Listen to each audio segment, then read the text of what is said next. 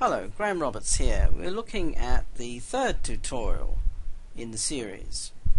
We've just done one on relationships in our model, and we're going to be looking further into relationships.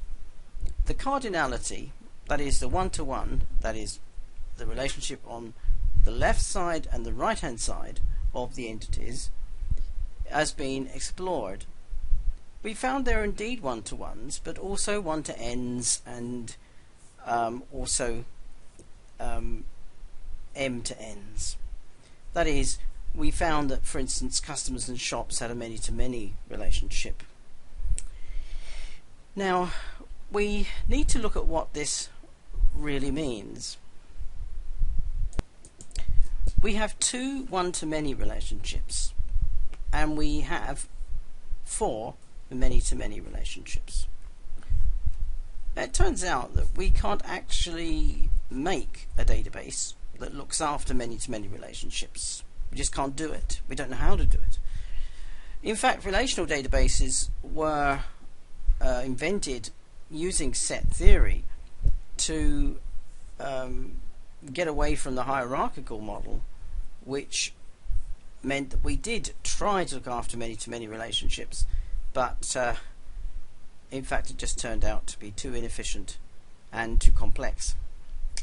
So what we have now done is to say, right, if we've got a many-to-many relationship, let's make it a one-to-many relationship and a many-to-one relationship. Now what I mean by this is that if we invent another entity, a pseudo-entity, between, say, customers and shops, we can actually get rid of that many-to-many relationship. Similarly with sales and products. The diagram you're just seeing now is actually an entity relationship diagram, because it shows the relationship between entities as a diagram, and it's important that we understand what this kind of diagram means. What it means will depend on what system you're familiar with. This particular system is one I'm familiar with, but there are alternative systems. Some use crow's feet. This excerpt is from Wikipedia on today's date, which is in July 2013. And you can see that in the Chen notation, named after a man called Chen, that the location of a person is in a one-to-many relationship with people. That is, there is only one location for birth for a person, but there are many people that may be born at that location. For example, a hospital. You can also look down, if you would, at Martin, i.e. crow's foot. I'll just bring that up here. And we can see this is the same thing, only the relationship here is shown with crow's feet notation, where the three crow's feet indicate that it's many. You might say it looks like an M if you were to rotate that, so that the crow's feet were at the top. And how do we read that? In this particular case, a location may have no one born at it. For example, take the moon. People have been to the moon, but in actual fact no one's been born on the moon. So there's a 0 there, indicating no one's been born there. Now I'm going to come back to this when I talk about optional mandatory. But just to say for the moment that you have different ways of doing this. The Bachmann, which I just bring down, the Bachmann version is close to the one that we're using, where the filled in circle means it's optional whether a person is born in a particular location. That is, a location may have no one born there. And also you can see that the Unfilled circle means that someone isn't actually born in that location necessarily, so it's not mandatory.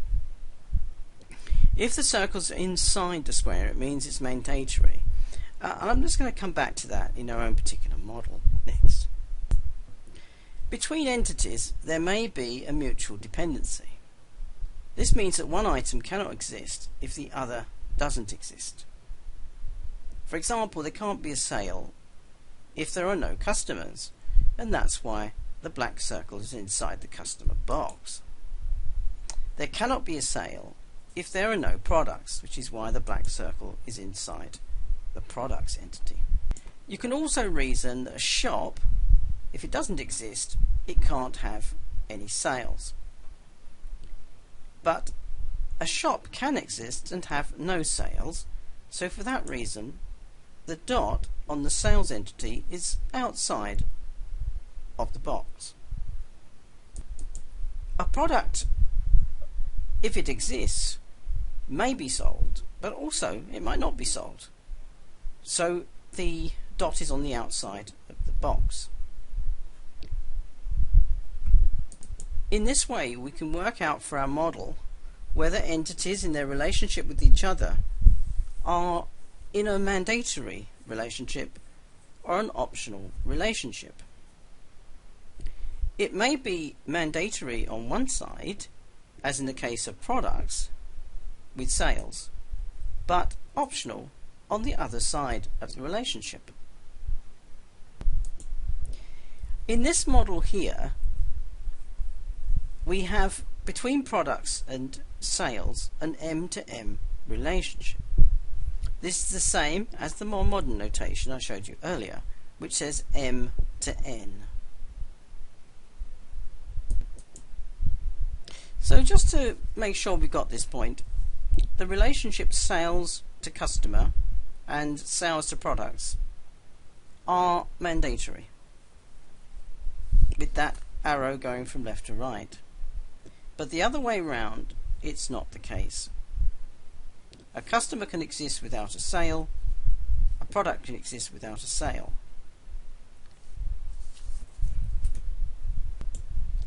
It's grand news that we found relationships between our four entities, and we know what the cardinality is on both sides, and we know what the mandatory or optional nature or properties of those relationships are. We need to also look at something called recursive relationships, and also look at redundant relationships, and that's what we'll do in the next tutorial.